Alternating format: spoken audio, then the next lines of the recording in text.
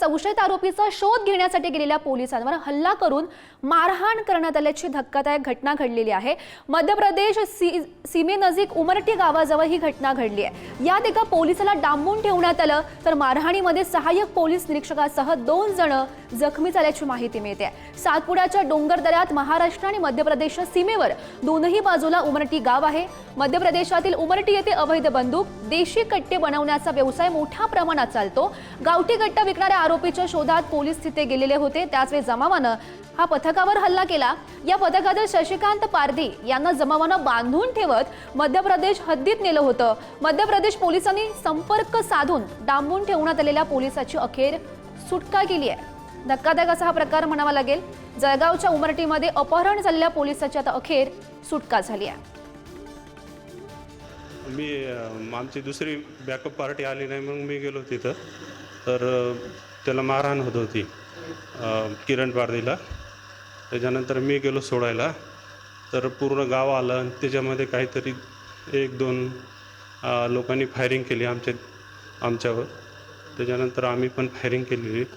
त्याच्यामध्ये मी फ्रॅक्चर आहे, किरण पारधी फ्रॅक्चर आहे आणि शशी पारधीला ते लोक सरदारजीचे लोक तिकडे MP मध्ये घेऊन गेलेले आहेत। आर्मॅकची कारवाई करायला गेलो होतो आम्ही,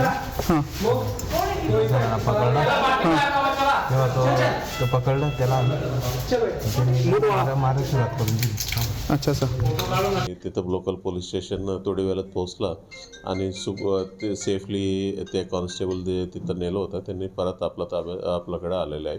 त्यांना काही विशेष जखमा वगैरे काही विशेष लागलेलं नाही आहे आणि जटापट्टीमध्ये आपला एक अधिकारी खाली पडला होता आणि त्यांना लेगचं स्वेलिंग दिसत आहेत, थोडं जखमा दिसत आहेत आणि ते वगळून बाकी इतर विशेष काय कोणाला काही मोठा काही जखमा झालेला नाही।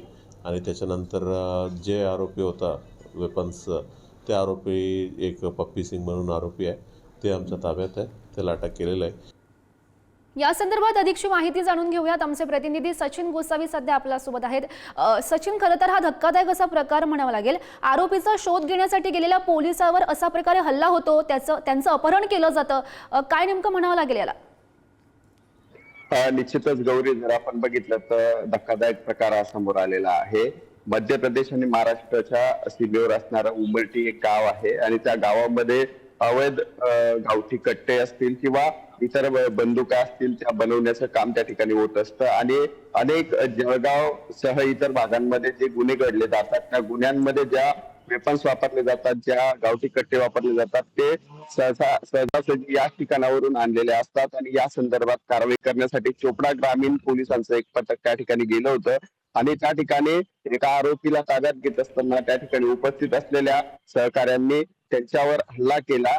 या हल्ल्यामध्ये एक सहाय्यक पोलीस निरीक्षक आणि एक कॉन्स्टेबल हा जटापट्टीमध्ये जखमी झालेला आहे। तर आरोपीला ताब्यात घेतल्याचा राग आल्यामुळे त्या आरोपीच्या सहकाऱ्यांनी एका कॉन्स्टेबलला अपहरण केल्याचं आपल्याला पाहायला मिळालं होतं। ही माहिती जळगाव पोलिसांना मिळाल्यानंतर मोठ्या प्रमाणावर आपण बघितलं तर रात्री 9-9:30च्या सुमारास QRT पथक असतील किंवा वरिष्ठ अधिकाऱ्यांचे मोठं पथक हे घटनास्थळी दाखल झाल्याचं आपल्याला पाहायला मिळालं आणि 2 जे जखमी पोलीस होते त्यांना चोपडा उपजिल्हा रुग्णालयामध्ये उपचारासाठी दाखल करण्यात आलेला आहे।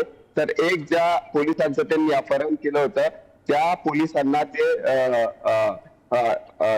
मध्य प्रदेश बॉर्डर जवळचं एक गाव आहे, त्या ठिकाणी घेऊन गेले होते। पोलीस अधीक्षकांनी मध्य प्रदेश पोलिसांशी संपर्क साधल्यानंतर त्या चोपडा ग्रामीण पोलीस स्थानकाचा जो पारधी म्हणून जो कॉन्स्टेबल होता, त्याची देखील रात्री सुटका करण्यात आलेली आहे। त्याला देखील थोडा मारहाण झाल्याची माहिती देखील समोर आलेली आहे। एकंदरच हा संपूर्ण धक्कादायक प्रकार आहे।